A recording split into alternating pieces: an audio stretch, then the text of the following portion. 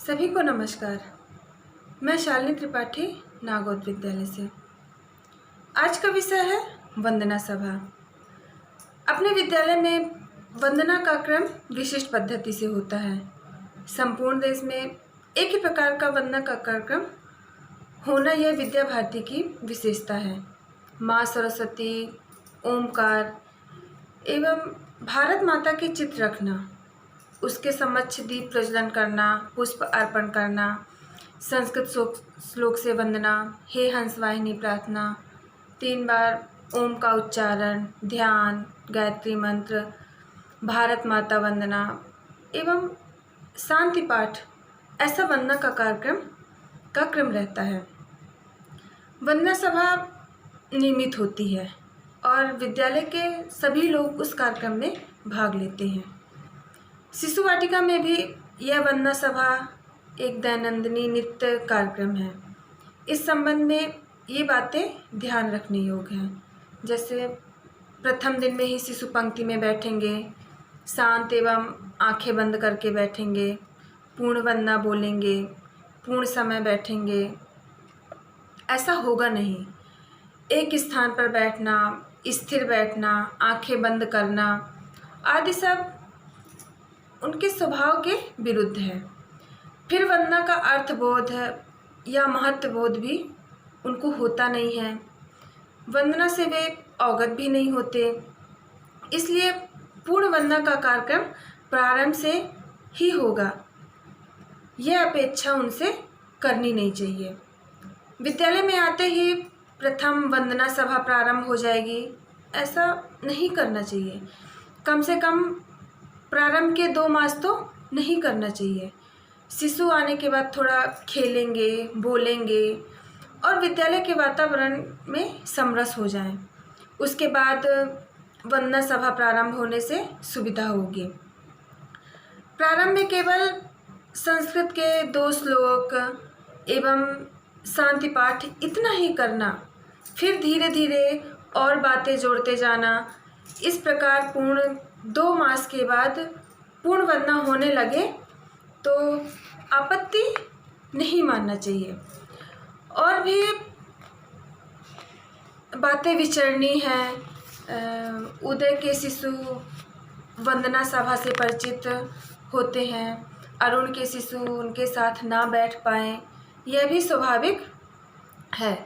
अतः प्रारंभ में उदय और अरुण की वंदना सभा अलग हो और 2 मास के बाद साथ में होने लगे तो सुविधा रहती है। विद्यालय में प्राथमिक कक्षाएं भी चलती हैं, तो शिशु वाटिका की वंदना सभा उसके साथ न करके स्वतंत्र रूप से करनी चाहिए। वंदना सभा को जोड़कर गीतों का अभ्यास, कथा कथन, सूचनाएं आदि सब करने का प्रचलन होता है। यह सब करने से सुविधा होती रहती है, परंतु वंदना का महत्व कम हो जाता है और वातावरण की पवित्रता और मंगलता कम हो जाती है।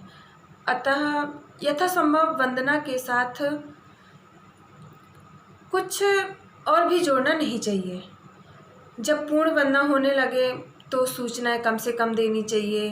पंक्ति में बैठना, आंखें बंद करना, वंदना बोलना आदि सब सुझावों के माध्यम से होना चाहिए। वंदना में नहीं परंतु और कार्यक्रम से उसकी चर्चा होनी चाहिए।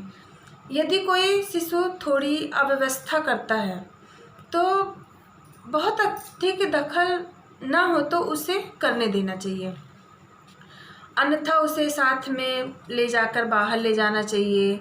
बीच में ही बोलकर, डांट कर, सूचना देकर वंदना सभा का वातावरण खराब नहीं करना चाहिए।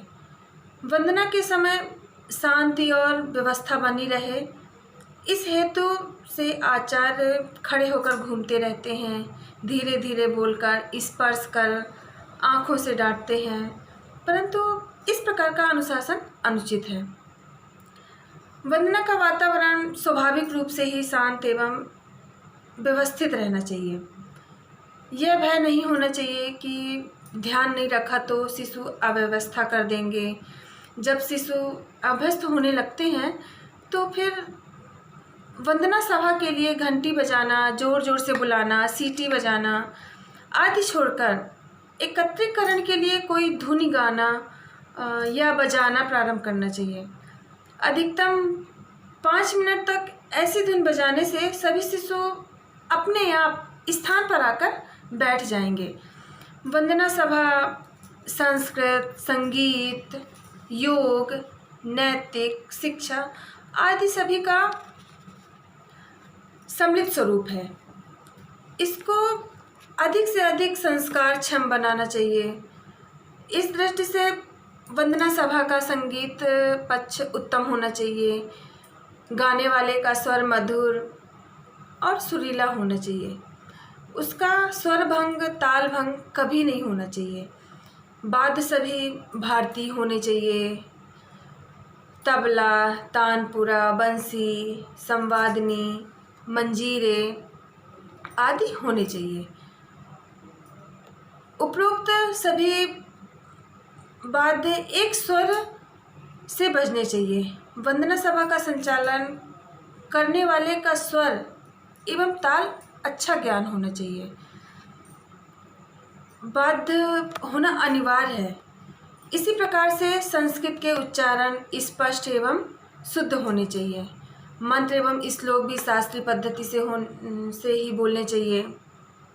श्रद्धा युक्त मनोभाव होना चाहिए। वाद्य यंत्र बहुत ज़ोर ज़ोर से नहीं बजने चाहिए।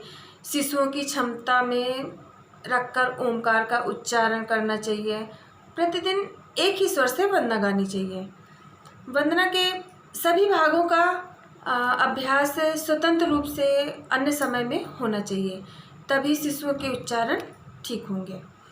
शिशु समझ सके ऐसी भाषा में सरस्वती, भारत माता आदि का वंदना के अनुसार वर्णन शिशु के समक्ष करना चाहिए। ध्रुव, प्रहलाद आदि की कहानियाँ भी बतानी चाहिए। वंदना से श्रद्धा, भक्ति, समूहकार, संगठन, सम्यक, अनुशासन, संयम, संगीत, संस्कृति, योग आदि के संस्कार होते हैं। वंदना सभा शिशु एवं अभिभावक, आचार्य एवं अतिथि सभी के लिए आनंद का माध्यम बनाना चाहिए। वह अधिक से अधिक प्रेरणा देकर स्वाभाविक रूप से ही अच्छा बनाया जा सकता है। ऐसे अच्छे कार्यक्रम से विद्यालय का वातावरण पवित्र और आनंदपूर्ण हो जाता है।